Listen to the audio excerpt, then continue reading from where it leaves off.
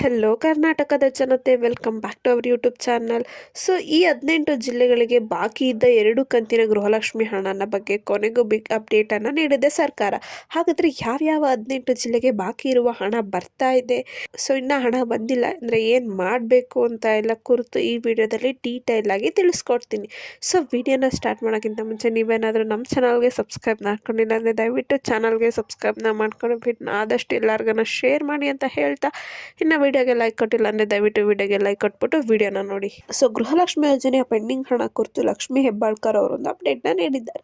ಏನಪ್ಪ update? So ಕಳೆದ 2 ಕಂತುಗಳು ಬಾಕಿ ಇರುವುದನ್ನು ಒಟ್ಟಿಗೆ ಮೊದಲ ಹಂತದ ರೂಪದಲ್ಲಿ 18 ಜಿಲ್ಲೆಗಳಿಗೆ ನಾವು ವರ್ಗಾವಣೆ ಮಾಡುವಂತಹ ಕೆಲಸವನ್ನು ಮಾಡಿದ್ದೇವೆ ಎಂಬುದು ಇದನ್ನ ಸ್ವತಃ ಲಕ್ಷ್ಮಿ ಹೆಬ್ಬಾಳ್ಕರ್ ಅವರೇ ತಿಳಿಸಿದ್ದಾರೆ. ಸೊ ಕೊನೆಗೂ ಈ ಪ್ರಕ್ರಿಯೆಯನ್ನು ರಾಜ್ಯ ಸರ್ಕಾರ ಪ್ರಾರಂಭ ಮಾಡಿದ್ದು ಮೊದಲನೇ ಹಂತದ ರೂಪದಲ್ಲಿ ಗೃಹಲಕ್ಷ್ಮಿ ಯೋಜನೆಯ ಬಾಕಿ ಇದ್ದ ಉಳಿದ 2 ಕಂತಿನ ಹಣವನ್ನು 18 ಜಿಲ್ಲೆಗೆ ವರ್ಗಾವಣೆ ಮಾಡುವಂಥ ಕೆಲಸವನ್ನು ಪ್ರಾರಂಭ ಮಾಡಿದೆ.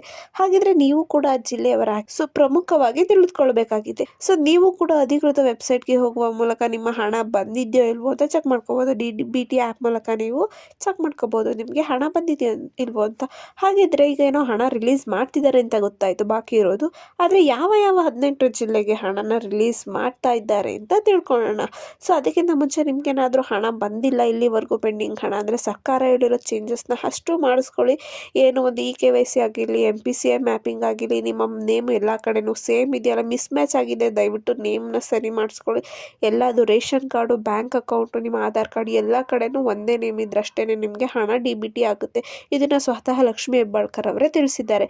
ಹಾಗಿದ್ರೆ 18 ಜಿಲ್ಲೆಗಳು ಯಾವ್ಯಾವ ಅಂತ ನೋಡೋಣ. ಸೊ ಈ 18 ಜಿಲ್ಲೆಗೆ ಕೊನೆಯ 2 ತಿಂಗಳಿನ ಬಾಕಿ ಇರುವ ಹಣನ ರಿಲೀಸ್ ಮಾಡ್ತಿದ್ದಾರೆ.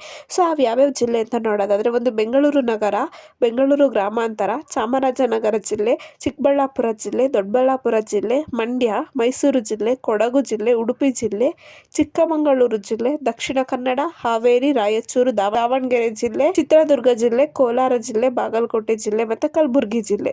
ಸೊ ಇಷ್ಟು ಜಿಲ್ಲೆಗಳಿಗೆ ಗೃಹಲಕ್ಷ್ಮಿ ಯೋಜನೆ ಬಾಕಿ ಉಳಿದಿರುವಂತಹ 2 ಕಂತಿನ ಹಣವನ್ನು ಮೊದಲನೇ ಹಂತದಲ್ಲಿ ರಿಲೀಸ್ ಈಗ ಆಲ್ರೆಡಿ ಪ್ರಾರಂಭ ಮಾಡಲಾಗಿದ್ದು. ಒಂದ್ ವೇಳೆ ನೀವು ಕೂಡ ಇದೇ ಜಿಲ್ಲೆಯವರಾಗಿದ್ರೆ ನೀವು ಕೂಡಲೇ ಈ ವಿಚಾರವನ್ನು ಫಲಾನುಭವಿಗಳಿಗೆ ಶೇರ್ ಮಾಡಿ, ಆಯ್ತಾ ಇನ್ಫಾರ್ಮೇಶನ್.